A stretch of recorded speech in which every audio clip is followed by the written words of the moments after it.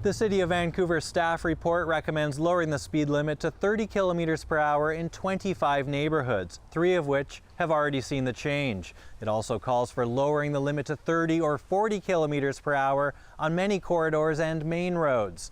It's an idea that has been building for several years, kicked off by one councillor who has been driven by personal experience. So I myself was hit by a drunk driver and didn't walk for close to a year after my leg was shattered below the kneecap. So there's ample evidence in science to suggest that reducing speed limits saves lives when it comes to hitting pedestrians or cyclists, and even an incremental reduction by 10, 20 kilometers an hour makes a huge difference.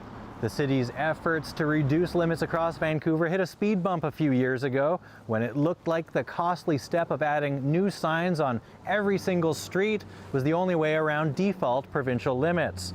But Pete Fry now says it can be done by simply putting signs at neighborhood gateways. Still, city staff say it will cost about $350,000.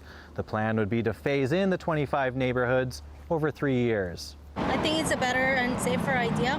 There's a lot of kids, there's school, so yeah, I think it would be a good idea. It'd probably be safer. I'm sure if people are like in a hurry, it won't be the best for them. But I mean, I don't drive, so I guess for me specifically, it's better. Less chance to get hit by a car.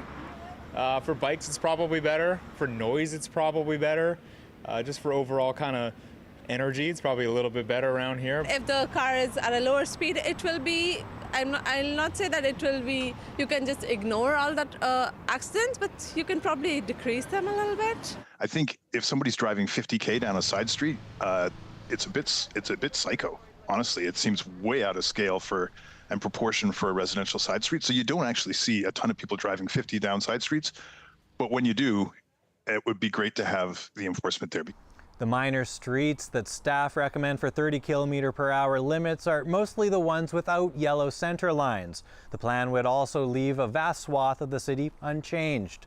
The most recent year for which the City of Vancouver has traffic fatality info online is 2021, when 18 people were killed and 270 were seriously injured. The city says about half of those collisions involved pedestrians and cyclists. City Council will consider the staff report on Wednesday. Rafferty Baker, CBC News, Vancouver.